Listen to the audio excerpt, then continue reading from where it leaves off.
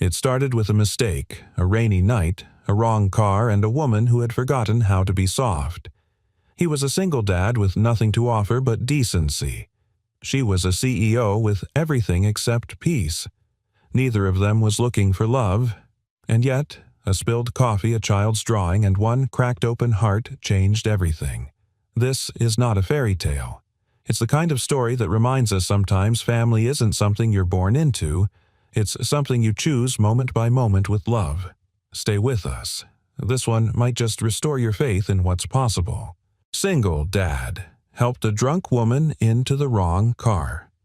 Days later, she offered him a new life. Rain fell in sheets that night, slicing across the windshield of Jack's beat-up pickup like 1,000 tiny knives.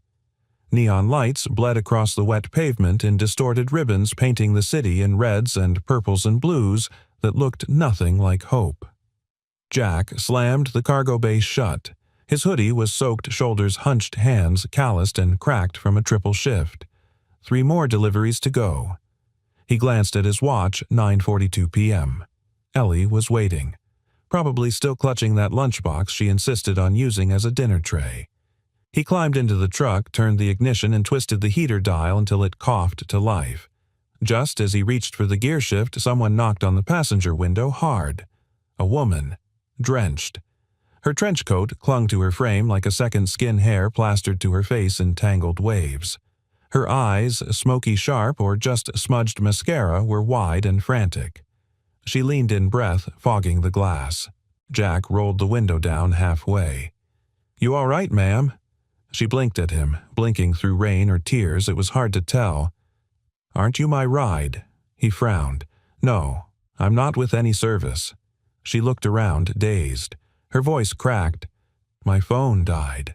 I booked a car. I thought this was it." She looked at him again. "Please, just get me home. I'll pay double." Jack hesitated. Behind her, a group of men loitered near the bar's entrance, laughter cutting through the rain like a blade. One of them pointed toward the truck. He popped the lock. "Get in." She climbed in wordlessly. The scent of her perfume, expensive vanilla with something darker underneath, filled the cab, layered over the chill of alcohol and rain. "Where to?" She rattled off an address. North Hills. Rich territory. Gated. Patrolled. The kind of place men like Jack only saw from the outside. He drove. Silence settled between them like a third passenger. She turned toward the window, watching the raindrops trace erratic paths. Then her voice came soft, slurred, but oddly deliberate. "What's your name, Jack?" She smiled faintly. "Of course it is. You look like a Jack. Solid, quiet, like a rock you could lean on. If you weren't so afraid to ask." Jack kept his eyes on the road. "They call me cold," she went on. "A machine in heels. That's what they whisper behind doors. They think I can't hear." He said nothing. She turned to look at him. "And you? You don't know who I am, do you?" "No," he said, "and I don't need to." Something in her cracked just slightly. "You're the first person in a long time who's said that." Then she closed her eyes, leaned back against the headrest, and murmured, "If you knew who I was, you wouldn't have saved me." The house was as she described. Iron gates, paved driveway. A security camera panned as they approached, clicking quietly like it was judging him. Jack parked under the arch and got out. Rain had eased to a drizzle. He opened her door. She didn't move. Asleep. Or pretending. Either way, she looked impossibly small now, arms folded tightly over her purse, breath shallow. He hesitated. Then gently he slipped one arm beneath her knees, the other behind her shoulders, and lifted her. She didn't resist, only murmured his name like it was a fading spell. "Jack." She nestled against his chest. "I used to know someone with your name." But he never stayed. Inside the foyer, he laid her on the velvet settee, removed his jacket, and draped it over her shoulders. The place smelled like money and silence. He scribbled his number on the back of a dry cleaning tag and left it beside her purse. "If you need to return the coat, I'm Jack, 5I5-409-3D912. No expectations, just a line in the dark. 15 minutes later, he unlocked the door to their apartment. Daddy Ellie launched herself at his legs, giggling. "You're late." Jack scooped her up, kissed her temple. "Traffic? I saved your soup. It's still warm." She pointed proudly at the microwave like she'd invented it. He set her down and took off his boots. As he did, his mind replayed her voice. "If you knew who I was, you wouldn't have saved me."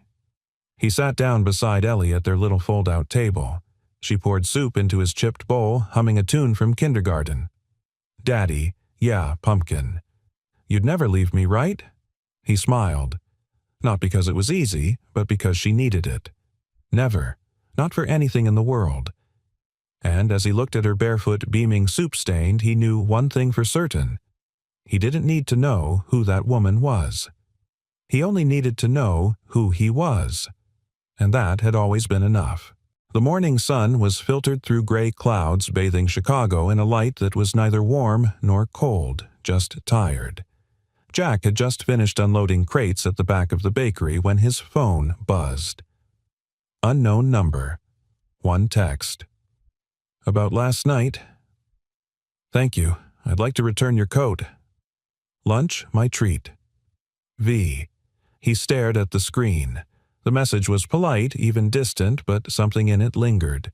Jack wiped his hands on a rag. He was late for his second shift anyway. Vivian sat at a corner table in Rose and Grain, an upscale cafe with white marble countertops and espresso so pretentious it came with its own tasting notes. She wore black sunglasses even indoors and a beige wool coat cinched perfectly at the waist. Her hair was no longer tangled and rain-soaked. It gleamed now, sharp, intentional. She was sculpted elegance. Jack spotted her immediately and hesitated at the door. His flannel shirt was wrinkled jeans 2 washes away from retirement. He considered walking away. Then he saw the coat, his coat folded neatly beside her. So he stepped in. She looked up the moment the bell above the door rang, removed her sunglasses, met his gaze without blinking. "Jack." She said not as a question, but as a memory she'd been keeping warm all morning. "Vivian," he guessed. She nodded. "Sit." The waitress came and went. They ordered. Then silence returned, the awkward kind that asks questions even when no one's speaking. Vivian finally broke it. "Do you always rescue strangers in the rain?" Jack gave her a look. "Do you always climb into random trucks without checking the driver?" She cracked the smallest smile. "Touché," then quieter. "I wasn't myself that night," I figured, Jack said, sipping his coffee. "Most people don't try to Venmo cash to someone driving a 20-year-old Chevy." Vivian blinked. "Did I really? You also tried to pay me with earrings, which you weren't wearing, so I'm still confused how that was going to work." She laughed. It startled even her. Not because of the sound, but because of how long it had been since she'd heard it outside a boardroom. After a beat, she asked, "What do you do, Jack?" He shrugged. "Whatever pays. Right now, I stock at Milton's Bakery, fix cars at Joe's Garage, and run deliveries in the evening. I sleep when I can. No full-time job. I had one," he said. "Once. Left when my daughter got sick." They didn't wait. Vivian looked down, ashamed of how that sentence tightened something in her chest. "You have a daughter, Ellie. 6. Talks like she's 60 and rules the living room like a queen. Wants to be a dentist, but only for puppies." Vivian smiled. "That's oddly specific. She says puppy teeth don't complain." There was a pause. "Your job let you go." "Just because of that?" she asked too cautiously. Jack studied her. Something flickered in her eyes. Not curiosity. Not even pity. Recognition. "They didn't say it like that," Jack replied. "They called it policy. Excessive leave without formal coverage." A long beat. Vivian stirred her coffee but didn't lift it. "Sometimes. Policies are written by people who've never had to choose between a paycheck and someone they love." "Yeah," Jack said. "I met a few of them." Her eyes lifted.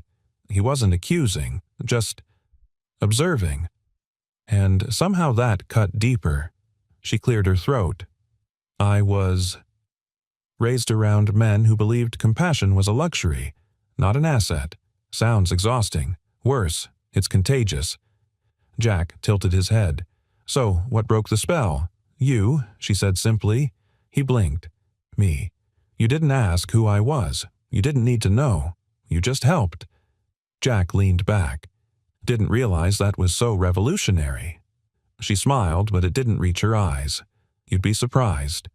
Their food arrived. Conversation softened. Vivian asked about Ellie, what she liked, what she hated, whether she was the kind of child who named her stuffed animals or told them bedtime stories. Jack shared stories with the quiet pride of someone who'd built a whole world out of broken mornings. In turn, Jack asked little about her. She noticed, and, oddly, appreciated it. No digging, no resume talk, no questions about salary or social status or LinkedIn profiles, just two people, eating eggs.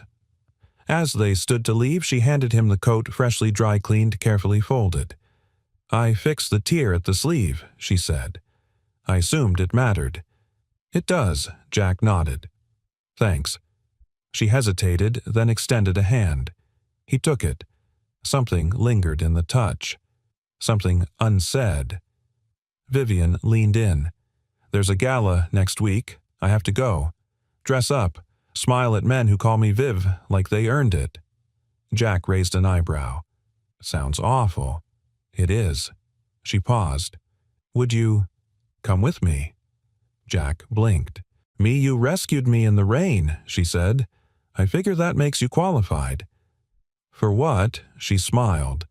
For making me forget, just for one night, who I have to be. As he watched her walk away, heels echoing across the sidewalk, Jack wasn't thinking about the gala, or the suit he didn't own, or the men he didn't belong beside. He was thinking about the way she'd said it, who I have to be, as if she'd been playing a role so long she'd forgotten her own name, and maybe, just maybe, she was hoping he'd help her remember. The morning after their lunch felt like two stories unfolding on parallel tracks, one warm and chaotic, the other cold and curated. On the south side, Jack was tying Ellie's shoelaces while holding a burnt piece of toast between his teeth. Ellie, in her unicorn pajamas, was reciting her spelling words to the rhythm of her tapping foot. Generosity, she sang. That's how you spell generosity. Jack stood up. That's a big word for a Monday. Ellie beamed. I learned it from that sign at the church. You mean the one that says, generosity is giving more than you can afford? She nodded. Is that what you do when you give me your last cookie? Jack laughed. Close enough. Meanwhile, 10 miles north in a penthouse that overlooked the lake, Vivian stood in front of a mirror that cost more than Jack's entire truck. A stylist was curling her hair into deliberate waves while her assistant updated her schedule.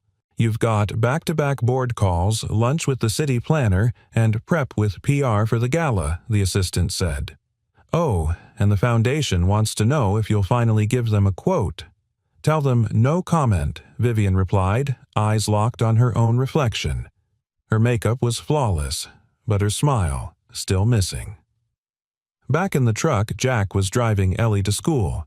She clutched her lunchbox and asked Daddy, Are you going to marry that lady Jack, choked on his coffee? What lady? The shiny one. From the restaurant. I saw the picture on your phone. He frowned. You went through my messages. Ellie shrugged. I was checking for pictures of cookies. Jack exhaled. That lady's name is Vivian. It's not like that. Ellie narrowed her eyes. You smiled in that picture. That's rare. Maybe because someone wasn't throwing carrots at me during breakfast. Ellie giggled. You liked her. Jack stayed quiet. He didn't want to admit it, not just to Ellie, but to himself. That lunch had been different. Not because Vivian was beautiful or powerful, but because for the first time in years, someone had looked at him like he was more than a statistic. At the office, Vivian stepped out of the elevator into the boardroom. The usual suspects were already seated middle-aged men in tailored suits, smiling the way snakes do before they strike. "Ah, Miss Blake," one of them said. "Heard you've been spending time outside the building." Vivian didn't break stride. "If you mean I've been among the people who make this company possible, then yes." Another board member chuckled. "Careful. Spend too much time with the peasants, you'll forget you're a queen." She stopped, turned. "Perhaps that's exactly what we need," she said, her voice like ice wrapped in velvet. "A queen who actually gives a damn." Silence. She sat down. And in that moment, she wasn't just the CEO. She was something else. Someone else. That afternoon, Jack was back at Joe's garage wiping oil from his hands when his phone buzzed again. "Need a favor. Gala's in 3 days. Can you fake a smile in a Tux V?" He stared at the message. Then a second one. "I promise. No earrings this time." He smiled despite himself. Joe leaned over. "That your mystery lady again?" Jack shook his head. "She's not a mystery." Joe raised a brow. "She make you feel like you don't have to prove anything?" Jack blinked. "Yeah, actually. Then she's either dangerous or a miracle. Sometimes both." Later that night, Jack and Ellie were at their tiny dining table coloring. "Are you going to go to the fancy party?" she asked, licking her crayon for no reason at all. Jack nodded slowly. "Yeah, I think I will. Will she be there?" "She invited me." Ellie paused. "Will you wear a tie?" Jack groaned. "I hope not." She giggled. "Can I help you pick your socks?" He looked at her. "Only if they don't have dinosaurs on them." She looked deeply offended. "But dinos are classy." Across the city, Vivian sat alone in her library staring at the guest list for the gala. Her name was printed in gold at the top. She picked up her phone, opened Jack's number. Her finger hovered over the call button. She didn't press it. Instead, she scrolled through their texts, stopped at one Ellie had sent unsupervised after their lunch. "You made my daddy smile." "That means you're good." Vivian reread the line, then whispered almost to herself, "I hope so, kid. God, I hope so." 2 mornings, 2 people. One barely holding it together with toast and glitter crayons, the other barely breathing behind boardroom glass. And yet somehow, they were walking toward each other, step by step, rain by rain, truth by truth. Saturday morning came with an uncertain sky gray and undecided. Jack stood in front of a thrift store mirror trying not to look like he'd just ironed a jacket using the heat from his truck's defroster. The suit was 2 sizes too big in the shoulders and half an inch too short in the sleeves. The tie was Ellie's choice navy with tiny white stars. "You look like a president," she said, beaming. Jack grimaced. "A president who sells used cars. You're the best-dressed man at my school," she countered. "Sweetheart, the janitor at your school, wears a cape on Fridays." She shrugged. "Still counts." The gala was that evening, but first a detour. Vivian's voice had been clear in her last message. "Before tonight, meet me. There's someone I want you to see." Jack assumed it was a friend, a colleague, maybe someone who'd teach him how to hold a champagne glass without looking like a construction worker on vacation. But when he arrived at the small brick community center in Lincoln Park, what he found was unexpected. Vivian stood at the back of a multi-purpose room where sunlight filtered through high windows, cutting warm squares on the floor. Laughter echoed from inside. Inside, children were seated at folding tables, each with crayons and colored pencils spread across white butcher paper. At the center table, one girl stood out, not because she was loud, but because she was completely still. Ellie. Wearing her mismatched socks and a faded shirt that read, "I make my own rules, except at nap time."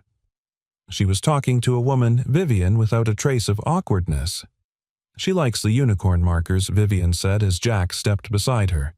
"Told me the glitter ones were for amateurs." Jack stared, stunned. "How did she—" "She's with the local literacy group today." "I volunteered." You volunteered. Vivian glanced sideways. I'm not just a CEO, you know. No, Jack said. You're also a magician. She smiled. Come here. They walked into the room together. Ellie looked up and squealed. Dad Jack braced for impact as she barreled into him, wrapping both arms around his leg. I told Miss V that you'd come, Miss V, Jack asked. Vivian crouched beside Ellie. Apparently that's my new title. Ellie nodded proudly. She's cool. She listens. And she let me keep the cookie even though I dropped it once. Vivian leaned in conspiratorially. 5-second rule. Ellie held up her lunchbox. I saved you a drawing. Jack opened it. Inside was a crayon sketch him, Ellie, and someone in heels. They stood under a big rainbow. The caption read, My Family. Jack's throat tightened. Vivian saw the shift in his expression. She made that before I told her who I was. Jack looked at her. And who are you, Vivian? She didn't answer right away. Just watched Ellie scamper back to the table. I'm someone who built a castle out of rules, she said finally. And now I'm not sure how to leave without breaking everything. Jack folded the drawing, carefully, as if it were a document of rare truth. Maybe it's not about leaving, he said. Maybe it's about opening a door. As they stepped outside, Jack turned to her. You didn't have to do this. I did, she replied, because tonight you'll see a version of me that doesn't feel real. The dresses, the speeches, the smile. I needed you to meet this me first. Jack looked at her, not at the coat or the shoes, but her. You're not what I expected, he said. Vivian smiled softly. Neither are you. A silence stretched. Not awkward, just full. Then Jack asked, You ready for tonight? Vivian hesitated. Only if you are. I own one tie. That's one more than most of the men I'll see. He smirked. Does it matter that it has stars? Vivian glanced at the tie, then back at him. It matters that you wore it. That night, as Jack stood in front of her building adjusting his sleeves, the door opened and he forgot how to breathe. Vivian stepped out in a midnight blue gown that shimmered like still water beneath moonlight. Hair swept to one side. No jewelry, no pretense, just presence. You clean up nice, she said. Jack stared. You're something else. She stepped closer. Still me. He offered his arm. She took it. Inside the gala, heads turned. Whispers began. A woman in pearls leaned toward another guest. Who's he? Vivian heard. Smiled. Someone who makes me forget the noise. Jack glanced sideways. What noise? She looked around the room. All of this. As they walked deeper into the ballroom, Jack's hand found hers not out of protocol, but instinct. And, for the first time in years, Vivian didn't feel like she was performing. She just felt seen. Across town, Ellie was watching cartoons with Mrs. DeMarco, their elderly neighbor. She clutched her stuffed penguin and whispered to the screen, Daddy's not alone tonight. He has her. Then added, as if speaking it made it true, She's our sparkle now. Saturday was supposed to be Jack's day off. Supposed to be. Instead, he found himself in a community center with peeling paint and the smell of dry erase markers, wondering how a billionaire woman had convinced him to show up before noon, wearing a shirt that actually had buttons. Vivian had texted him at dawn, "Come to Lincoln Park Rec Center. Trust me." 10 a.m., no explanation, no details, just a pin drop on a map and that infuriating confidence she carried like perfume. When Jack walked through the doors, the first thing he saw was a group of kids hunched over art tables. The second was Vivian on the floor, cross-legged in jeans and a white t-shirt, a glitter pen stuck behind her ear like it belonged there. She looked up. "Hey." Jack stopped. "You volunteered." Vivian shrugged, wiping a crayon smudge off her wrist. "Figured I owed the universe something." "Did the universe invoice you directly?" Vivian grinned. "You're early. Blame Ellie. She told me you can't be late to important lady stuff." Vivian laughed. "Smart kid." "That's debatable. She still eats ketchup on toast. And then, like a scene from a movie too well timed to be real, Ellie's voice pierced the room. Dad.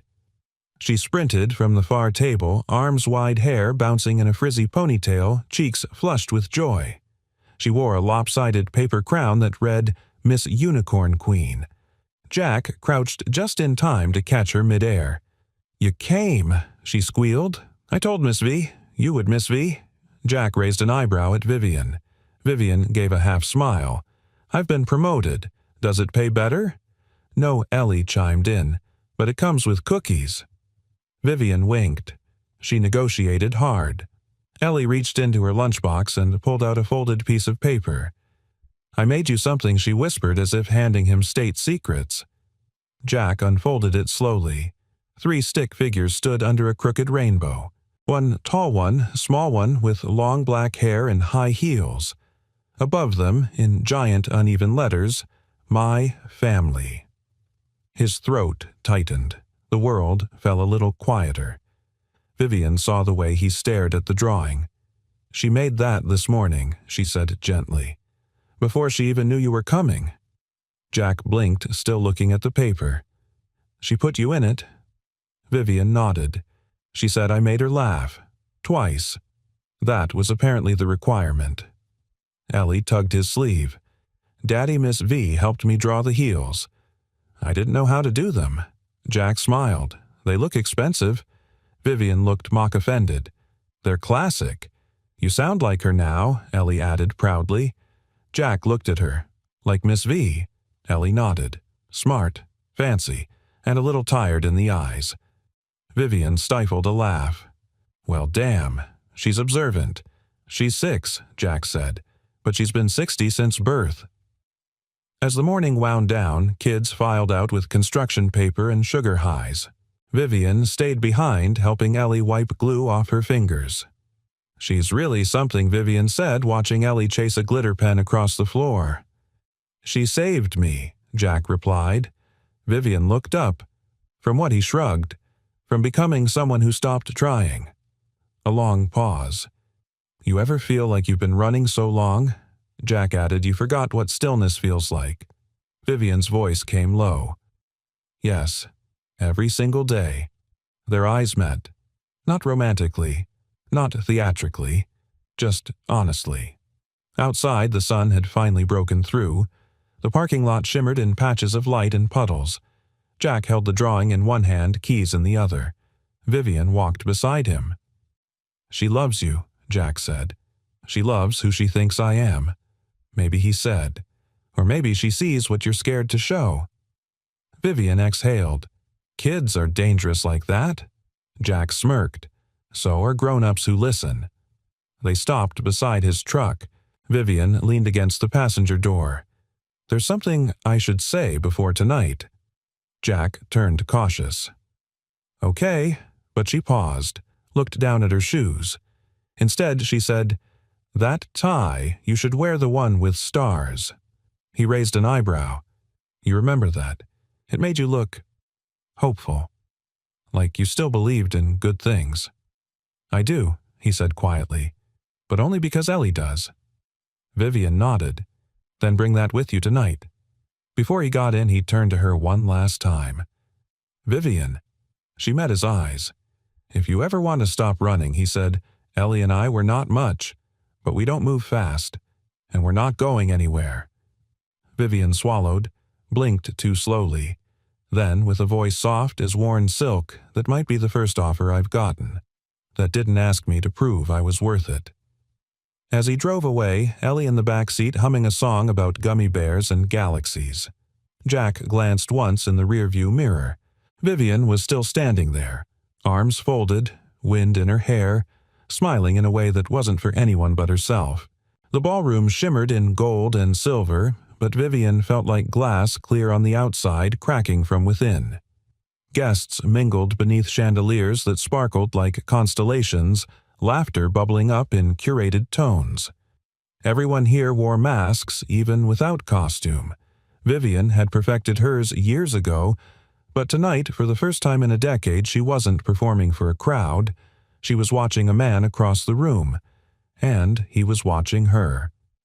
Jack stood near the marble staircase, fidgeting with his star-patterned tie.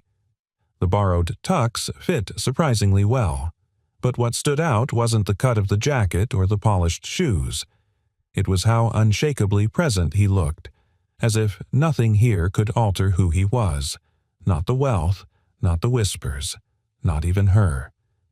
Vivian walked to him slowly, each step echoing like punctuation in a letter she hadn't dared write. When she reached him, she asked, "Do I look like I belong here?" Jack scanned the room, then looked back at her. "You look like the only person not pretending." Vivian smiled, but it faltered. "I was pretending for so long. I forgot how not to." They stood quietly for a moment, surrounded by conversations not meant for them. Then Jack leaned closer. "So, why'd you bring me here?" Vivian hesitated. "I needed someone to see me," she said, her voice low. "The real me. Before the headlines, before the boardrooms." "And who is that?" Jack asked. She looked down at her hands. "Someone I'm still trying to remember." Their moment was interrupted by a sharp voice behind them. "Vivian!" They turned. A man in his early 50s, tailored to perfection, eyes like polished glass. He didn't wait for introduction. "I see you've brought company." Vivian's face shifted subtly, shoulders straightening, chin lifting. "Hello, Philip." Jack watched them. There was history here, tight and unfinished. Philip turned to Jack. "And you are Jack," extended a hand. "Jack." Philip ignored it. Vivian's tone cooled. "Jack helped me when your car didn't show." Philip smirked. "Ah, the hero in the rain." Jack's jaw tensed, but he said nothing. Philip leaned in voice just shy of condescending. "She likes to collect strays, you know." Vivian's voice snapped like glass. "He's not a stray. He's more grounded than most men in this room." Philip raised a brow. "Including me. Especially you." Philip walked away, leaving tension in his wake. Jack turned to Vivian.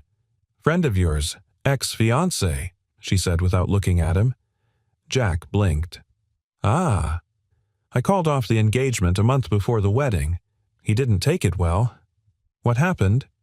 Vivian didn't answer immediately. Then softly, "He told me building empires was cute, as long as I didn't forget my real place." Jack didn't speak. He didn't need to.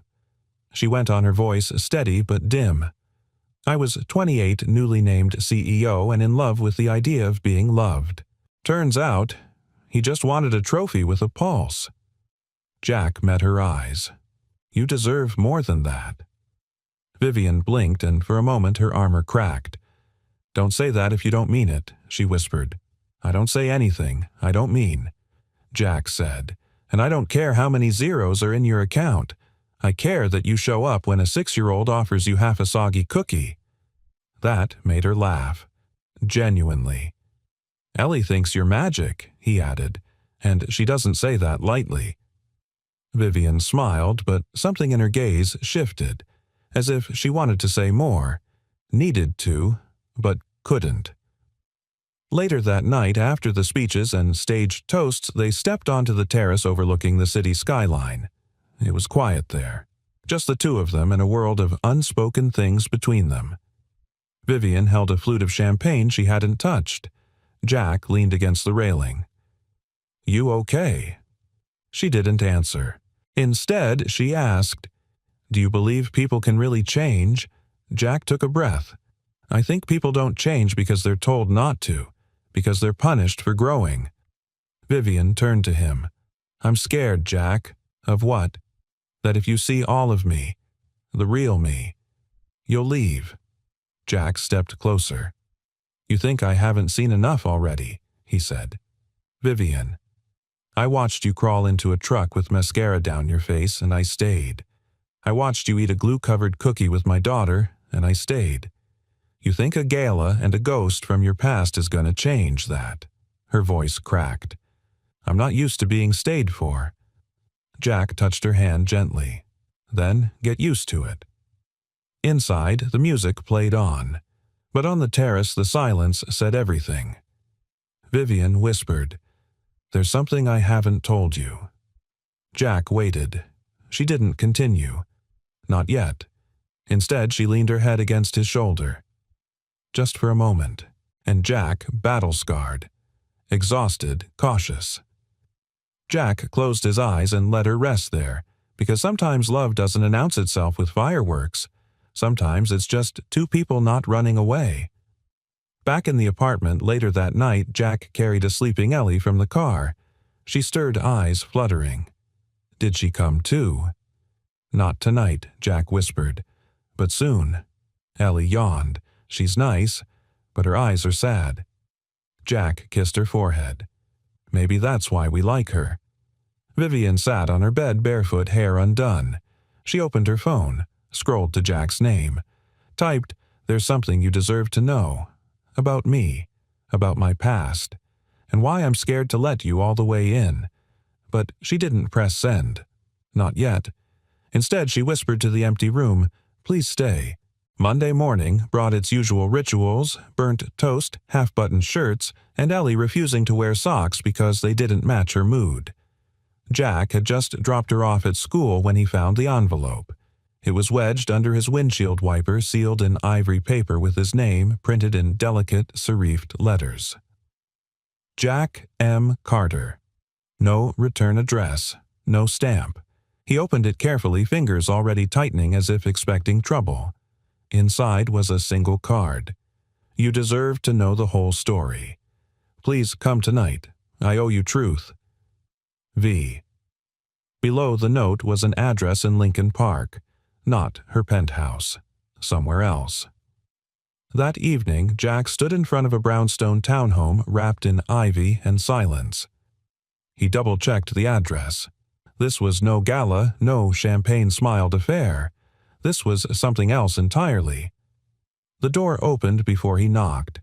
Vivian stood barefoot in the hallway, dressed in jeans and a simple black blouse. No makeup, no armor, just her. "Hey," she said. Jack nodded. "Hey." She stepped aside. "Come in." The interior was nothing like he expected. No glass tables or marble statues, just soft rugs, wooden bookshelves, worn throw pillows. It felt lived in, real. "Is this where you hide from the world?" Jack asked. Vivian half smiled. "It's the only place I can breathe." She led him to a small study. On the desk sat a leather-bound folder closed like a vault. She didn't sit. Neither did he. Vivian took a breath. "My full name is Vivian Blake, daughter of Thomas Blake, former chairman of Blake Equity Holdings." Jack's jaw shifted slightly. "I know that name." "Most people do," she replied. "He ran one of the largest investment firms in the country. He also ran our family like a military regime." She opened the folder slowly. Inside were documents, photos, headlines. "I grew up being trained, not raised. Trained to win. Trained to control. Trained to never show weakness." That included ignoring things that shouldn't have been ignored. Jack stepped closer, glanced at a photo. A much younger Vivian in a boarding school uniform, smiling tightly beside a man who looked nothing like her but held her shoulders too tightly for comfort. This man, she said, was a family friend. "He worked under my father. When I was 17, he—" Her voice cracked. Jack didn't move. He didn't speak. Vivian looked at him, eyes bright but not weak. "I told my father. He told me it would ruin the company's image, so he paid him to disappear. And me, he sent to Switzerland for a rest cure." Jack clenched his fists, then slowly released them. "I spent years believing it was my fault," Vivian said, "and even more years pretending I didn't care, that I was fine, that I was strong. But strength without truth, it eats you from the inside." She sat down finally. "Philip, my ex, he knew, and used it to control me." Jack sat beside her now. "You think this makes you weak?" he asked. "No, I think it makes me dangerous." Jack tilted his head. To who? To anyone who thinks silence is safety. He didn't reply right away. Instead, he reached for her hand. "You didn't owe me this," he said, "but you gave it anyway." Vivian's eyes brimmed. "I didn't want to fall for you, Jack." "Then why did you?" "Because you didn't ask me to be anything." Silence. Then Jack asked, "Why now?" Vivian inhaled. "Because you came into my life like a thunderstorm and suddenly everything fake started to rot. I didn't want to build something real on top of lies." Jack studied her face, raw, unfiltered, brave, in a way that made the word survivor seem too small. Then he said, "Do you know what I see?" Vivian shook her head. "I see the mother Ellie never had. The one who kneels on sticky floors and listens. The one who stayed." Her lip trembled. "Jack, I see a woman who walked through fire and didn't lose her softness. Then. And if you think I'd run from that, you don't know me at all." Later, they sat on the back porch. No talking. Just silence shared. Vivian leaned against him, her head tucked under his chin. "You still have questions," she whispered. "I do," he admitted, "but none that scare me." Vivian's fingers brushed his. "I don't want to be a rescue story." "You're not." "I don't want to be a lesson." "You're not." "Then what am I?" Jack looked at her. "You're my beginning." That night, as he left her house, Vivian stood in the doorway and watched him walk away. Not because she was afraid he wouldn't come back, but because for the first time in years she didn't feel alone. And in the quiet that followed, she whispered the 4 words she had never once said to Philip, or her father, or even herself. "I believe in love." The trouble didn't start with a storm. It started with a photo. A blurry, half-zoomed shot taken from a parked car across the street, Jack stepping out of Vivian's brownstone, hands in his pockets, collar up, her silhouette framed in the doorway behind him. The headline dropped like a match on dry kindling. "Blake heiress spotted with mystery man is the Ice Queen." Melting by noon, it was everywhere. By 2 p.m., it had a name. Single Dad Secret Romance. Vivian Blake's rugged savior revealed Jack didn't see it at first. He was in the garage wrestling with a rusted axle when Joe handed him a printout with raised eyebrows. "You're famous now," the old mechanic muttered. Jack wiped his hands on a rag, barely glancing until he saw her name and his daughter's photo pulled from a public school Facebook page. His stomach dropped. "They found Ellie." Joe nodded. "That ain't right, Jack." "No," Jack said. "It's not." He didn't say much after that. Just packed his tools, grabbed his keys, and drove. Vivian's penthouse was already a war zone. Her assistant's voice echoed from the foyer. "We're getting flooded. Press board members, a PR firm from New York, 3 talk show offers already." Vivian stood at the center of it all. Calm, controlled, but inside she was trembling. She scanned the article again. Not because she cared about gossip, but because Jack's name was spelled wrong. And somehow that made her angrier than the invasion itself. "Cancel everything," she said quietly. Her assistant blinked. "Everything. Yes, and find out who leaked it. I want the name." Jack arrived just as 2 PR men were exiting in a huff. He stepped into the hallway holding the crumpled printout in one hand, eyes dark. "You said this was private." Vivian met his gaze. "It was." "Well, it's not anymore." "I didn't do this, Jack. I didn't say you did. But your world did." Vivian walked toward him. "Let me fix it." Jack stepped back. "No," he said. "You don't get to fix this like a bad investment. This is my daughter, her school, her face, and you." He stopped, swallowed the heat in his throat. "You promised you wouldn't let this hurt us." Vivian flinched. "I didn't expect this." Jack's voice lowered. "That's the problem. You've lived in this glass tower so long you forgot what the ground feels like. Down here, one article like this, it wrecks everything." There was silence between them. Then, softly, she asked, "Do you want me to go?" Jack didn't answer right away. He looked at her, the woman who had shown him her darkest wounds, who'd colored with his daughter on a cafeteria floor, who had been nothing but real with him. And yet, he whispered, "I want to believe this can work." "It can," Vivian said, stepping closer. "But not if you walk away now." Jack looked at her. "Then tell me something true. Not polished, not rehearsed, just true." Vivian hesitated. Then she said, "I haven't slept through the night in 8 years. I wake up afraid that I'll lose everything. And for the first time, I'm more afraid I'll lose you." That broke something in him. The anger, the fear. He let out a slow breath and sat down on the edge of her couch like it hurt to stand anymore. Vivian walked over, sat beside him. "I'm not mad because they know," he said. "I'm mad because they didn't ask, and they never will." "I know," she replied. Jack turned toward her.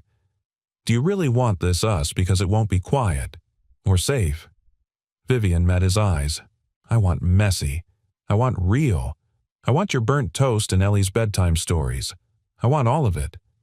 He looked at her for a long time, then nodded. "Okay," but the world wasn't done yet. The next morning, Jack received a letter in Ellie's school folder. Effective immediately due to privacy concerns and press exposure, Eleanor Carter will complete coursework remotely until further notice. He stared at it in disbelief. Ellie sat on the couch coloring a picture of a cat in roller skates. She looked up and said, "Did I do something bad?" Jack's throat tightened.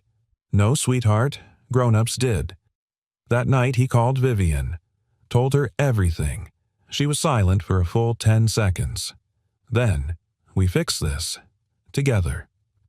The next day, a car pulled up in front of the school board office. Vivian stepped out in navy slacks, no makeup, and a fire in her eyes that could melt mountains. She marched into the board meeting uninvited and placed a folder of legal precedents on the table. "I'm not here as CEO of Blake Holdings," she said. "I'm here as a woman who ate cookies with your students and learned how to spell generosity from a 6-year-old girl you just punished." By the time she left, the suspension was revoked. That evening, Ellie danced around the apartment shouting, "I'm free," like she'd been released from Alcatraz. Jack stood in the kitchen stunned. Vivian leaned against the counter sipping coffee from a chipped mug. Jack looked at her. "Why'd you do it?" Vivian shrugged. "You said you wanted something true." And she met his gaze. "Truth is, you and that little girl gave me something I didn't even know I missed. A reason to fight, and a reason to stay." Outside, the world kept spinning. But inside the apartment, between spilled juice boxes and mismatched socks, something solid was forming. Not just love. Family. It started with a cart full of dented cans. Vivian stood in the fluorescent-lit aisle of the neighborhood discount market staring at a rack of marked-down soup like it held answers to life's biggest questions. She wore jean sneakers and a faded hoodie that said University of Chicago, borrowed from her college years now, 3 sizes too big. Her hair was in a messy ponytail, no makeup, no assistants, no car with tinted windows waiting outside. Just a cart, just a list, just her. The cashier didn't recognize her, and for once that was exactly what she wanted. 3 blocks down, a mother with 2 kids tried to push a stroller with one hand and juggle groceries with the other. Vivian rushed forward. "Here, let me," she said, reaching for the bags. The woman blinked. "You don't have to, I know," Vivian said, "but I want to." They walked the last stretch together. When they parted, the mother asked, "Are you a volunteer?" Vivian smiled. "Just learning." By the end of the week, people started noticing her. The tall woman with nice posture who asked no questions and expected no thanks. She picked up trash outside the youth center. She helped a kid learn to write his name. She handed out juice boxes at a free clinic and once spent 20 minutes calming a toddler with a lollipop and a story about a dragon who just wanted hugs. Her name nobody quite knew. Some said Miss V. Others just called her the quiet lady who listens. She never corrected them. One afternoon, Jack spotted her across the street. He had just picked up Ellie, who now waved like a windmill every time she saw Vivian yelling Miss V, as if the whole block needed to know. Vivian turned surprised but smiled anyway. Jack crossed the street. "You stalking us now?" he teased. Vivian shrugged. "Technically, I was here first. You're in sweatpants. I'm evolving." He smiled despite himself. "Why are you doing this?" Vivian looked at him, then at Ellie, who was now twirling in place pretending to be a helicopter. "Because I can't undo the past," she said, "but I can make better choices today." Jack looked at her for a long moment. Then, "You know, most people would just write a check." "I've written enough checks," she said. "This time, I want to write something that breathes." That night, Ellie gave Vivian a hand-drawn volunteer badge made out of cereal box cardboard. It had crooked hearts and the words, "Best Helper Ever" written in pink marker. Vivian didn't cry. Not right away. But later alone in the quiet of her apartment, she held it like it was made of gold. On Friday, the community center hosted family game night. Jack hesitated before going. He wasn't a joiner. Never had been. But Ellie begged, and then as if fate had a sense of humor, Vivian texted, "They're serving burnt pizza." "I thought of you." So he came. And there she was, helping a group of kids stack marshmallows with spaghetti sticks, laughing without the usual caution in her eyes. Ellie ran to her. Vivian scooped her up without hesitation. Jack watched from a distance. Watched the woman who once ordered still water like it was a weapon now teaching his daughter how to draw a lopsided unicorn with glitter glue. She caught his eye across the room. He walked over. "Didn't peg you as a glue stick type," he said. "I'm versatile," she replied. "You're amazing." Vivian smiled. "You're late. I had to think about whether I could love someone who doesn't like pineapple on pizza." Vivian laughed. "That's a deal breaker?" Jack leaned in, eyes soft. "No, you're not." They sat on the floor together, laid their backs against the wall, watching kids scream over board games. Vivian looked down at her flour-dusted jeans. "I ruined a $600 pair of shoes last week helping someone move." Jack smirked. "You wore designer shoes to a moving job I thought it was going to be just boxes. Turned out to be a fridge." He laughed. "Serves you right." Then she turned serious. "But I didn't regret it. Not 1 second." He looked at her. "You're not who you were." "No," she agreed. "And maybe I never really was." Outside, the evening air was cool, gentle. Jack walked her to her car. Vivian hesitated before opening the door. "Can I ask you something?" she said. "Of course. If it keeps going. Do I fit into your world?" Jack paused, then answered slowly but surely, "Vivian, you don't fit in. You change it." She blinked, then kissed him, soft, real, with no fear. That night, as she drove away, Vivian looked in the mirror and didn't see the CEO, or the heiress, or the scandal from the tabloids.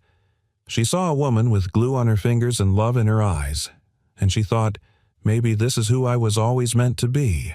Jack didn't know about the letter. Not at first. He was cleaning up breakfast, stacking mismatched dishes by the sink while Ellie was unusually quiet in her room, a rarity that should have been a red flag. But mornings were busy, and silence felt like a blessing. That afternoon, while packing Ellie's backpack for a school art event, Jack noticed a folded pink envelope sticking out of her pencil pouch. On the front, in purple crayon to Miss V, in large, shaky block letters, he called out, "Ellie, what's this?" She peeked her head from around the door. "It's a secret." "Well, it's in your math folder, kiddo." She giggled. "Oops." He opened it, curious. Inside was a small piece of lined paper torn from her notebook.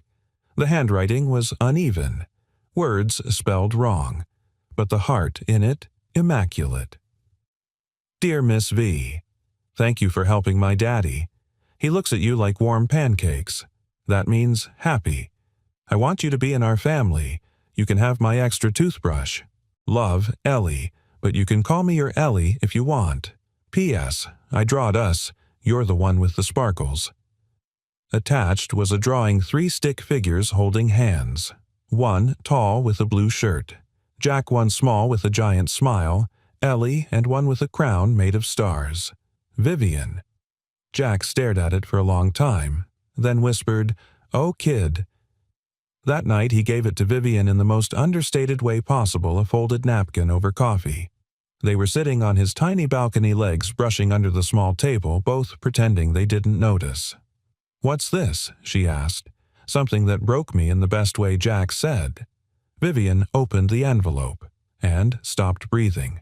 She read it once, then again, then a third time slower, like it would disappear if she blinked too fast.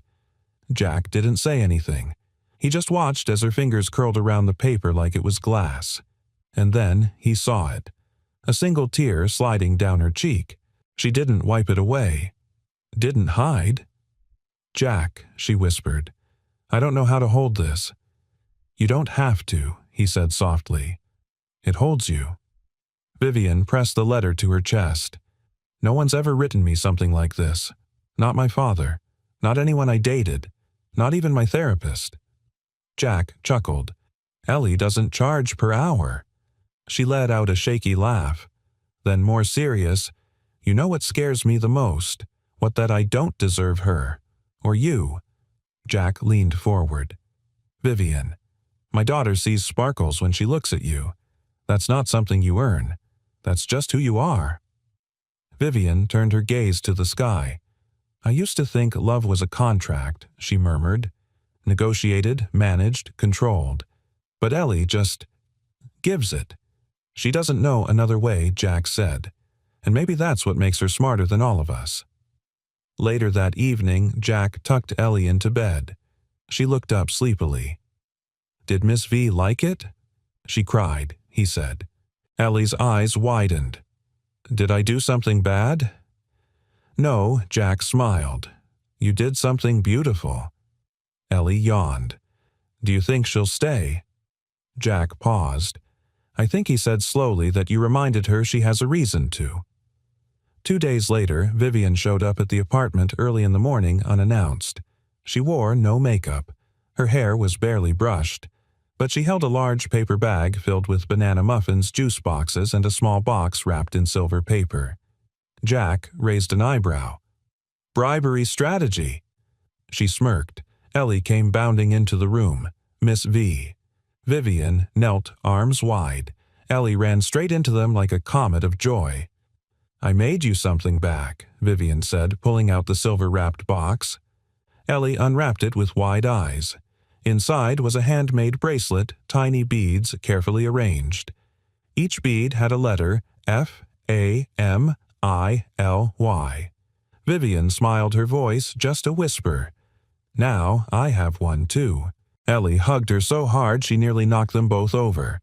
Jack watched from the kitchen, and for the first time in years he felt something shift deep in his chest. Not just hope, but home. That night, after Ellie had fallen asleep with the bracelet still on, Jack and Vivian sat on the couch, lights low. Vivian looked at him serious. "I've built companies, raised capital, scaled operations. But this thing with you and Ellie." Jack turned to her. "It's not a project," he said. "I know. That's what scares me. I can't manage it. Can't fix it with spreadsheets." "You don't need to fix it," Jack said. "You just need to feel it." She nodded slowly. "I think I'm starting to." He touched her hand. "Good, because I want you here." Vivian looked into his eyes, and for once didn't question it, didn't overthink, didn't deflect. She just whispered, "Then I'm not leaving." The call came on a Thursday morning. Jack had just returned from walking Ellie to school. She insisted on carrying her own backpack even though it was twice the size of her. His phone buzzed with a number he didn't recognize. He hesitated, then answered. Jack Carter speaking. "This is Linda Moss. I'm Vivian Blake's Chief of Operations. Would you be available for a meeting this afternoon?" Jack blinked. "Is she okay?" "She's fine. She just thinks it's time." The elevator ride to the Blake Holdings Tower was nothing like the first time Jack had entered its glass and gold lobby. Back then, he felt small, This time he felt grounded. The receptionist greeted him with a smile. "They're expecting you, Mr. Carter." He smiled. "That's new."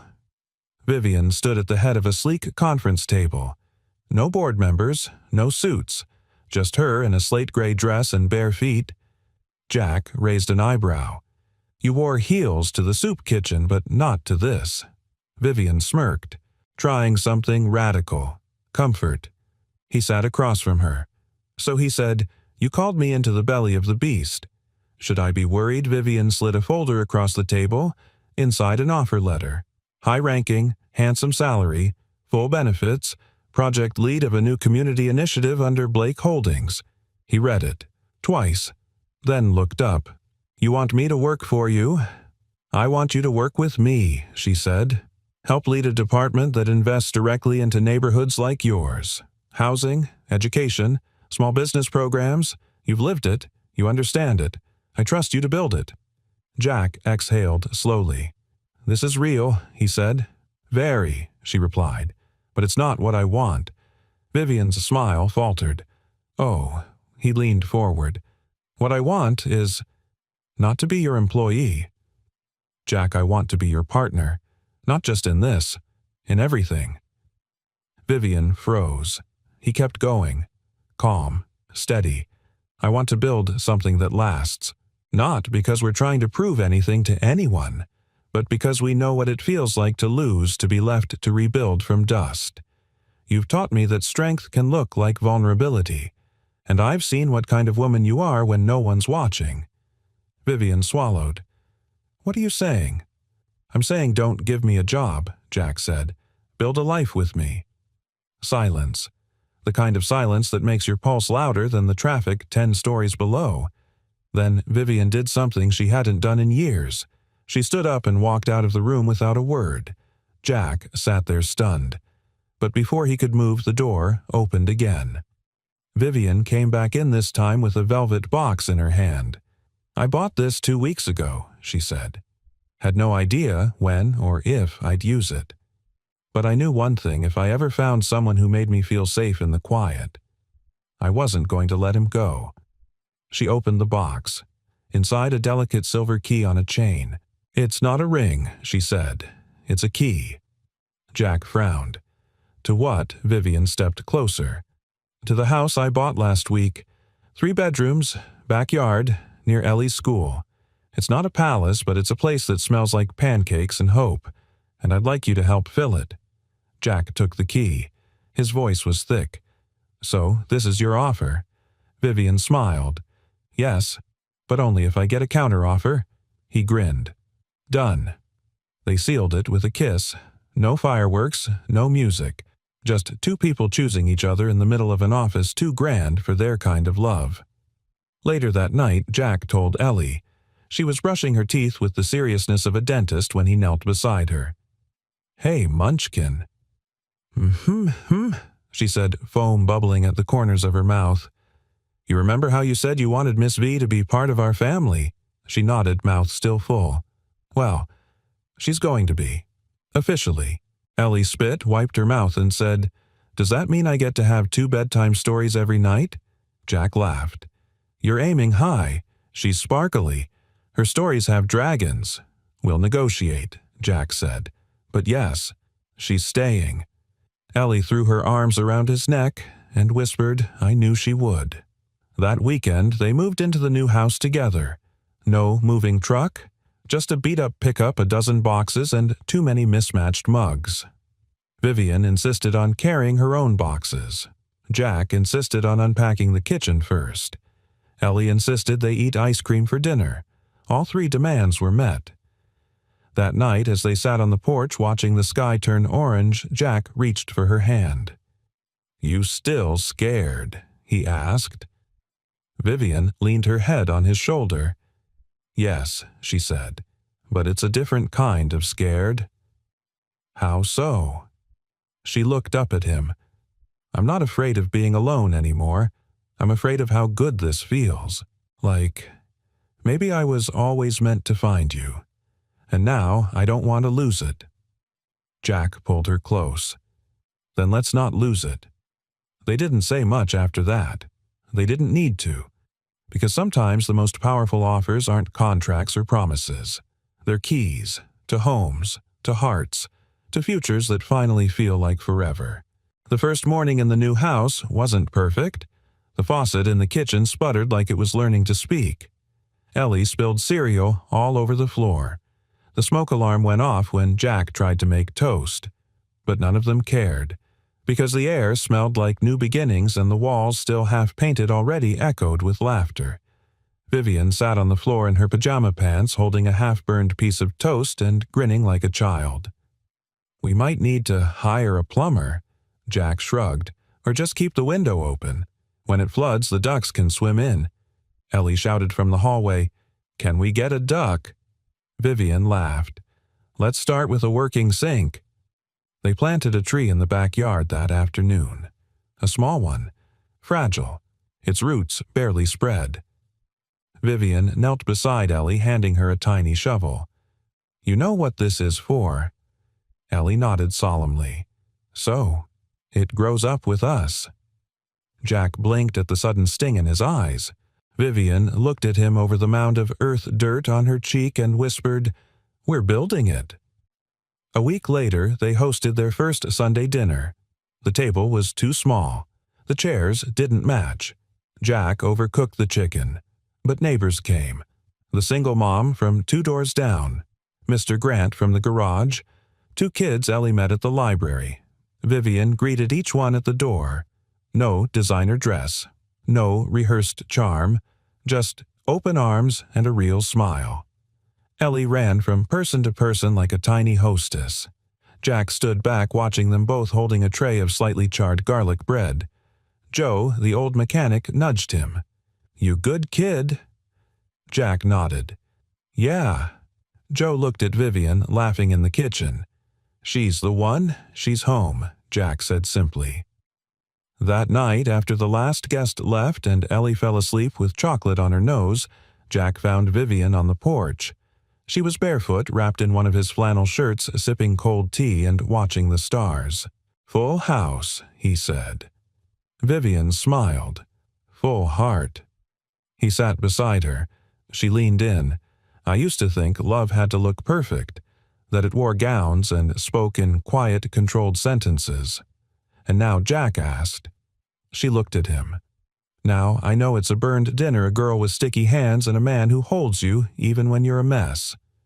Jack touched her face gently. "Funny," he said. "I used to think I wasn't enough. Too broke, too simple, too damaged." She kissed his knuckles. "And now," he smiled, "now I know I was just waiting for someone who saw the gold under all the rust." They kissed. No music. No spotlight. Just the sound of a wind chime and a heart finally quiet. A few months later, something unexpected happened. Vivian stood at the back of a small classroom watching Ellie present her family tree project. It was a mess of glitter and construction paper and sideways photos. When Ellie pointed to Vivian's picture, she said, "This is my Miss V. She used to wear fancy shoes, but now she likes sneakers and hugs." The class laughed. Vivian did too. And maybe for the first time she didn't feel like she had to deserve it. She just belonged. Jack walked in that night to find a note taped to the door. It was from Ellie. "Family meeting. Backyard. Bring hot cocoa." He followed instructions. In the backyard, under fairy lights, they never bothered to take down Vivian, and Ellie stood beside the now taller tree. Vivian had something in her hand. A small envelope. Jack raised an eyebrow. "What's this?" Vivian looked nervous. "It's something small, but I want it to mean something big." He opened it. Inside was a drawing, a heart split in 2, stitched back together with gold thread. Below it, in Ellie's handwriting, "Because broken things can be beautiful too." Jack looked up. "You two planned this." Vivian nodded. Ellie said, "If we're a family now, we should mark it." Ellie held out a shoelace-tied ribbon. "Do we get married?" she asked. Vivian laughed. "One step at a time, sweetie." Jack pulled them both into his arms. "No rush," he said. "We're already everything that matters." And so they built it. day by day, with burnt toast and bedtime stories, with backyard movies and spilled juice, with forgiveness, patience, and the quiet magic of showing up. No bloodlines, no contracts, just love. Because family isn't given, it's built. In the end, it wasn't the job offer, the mansion, or the past that defined them. It was burnt toast in the morning, a child's laughter at bedtime, a key to a house that finally felt like home. Because sometimes the deepest kind of love doesn't come with grand gestures, it shows up in quiet moments and stays. Jack, Vivian, and Ellie didn't find a perfect life. They built something better, a real one. Together. Which moment in their journey touched your heart the most? Let us know in the comments. And if this story made you smile, cry, or feel a little less alone, don't forget to like, share, and subscribe for more stories that speak to the soul. Because somewhere out there, your next favorite story is waiting.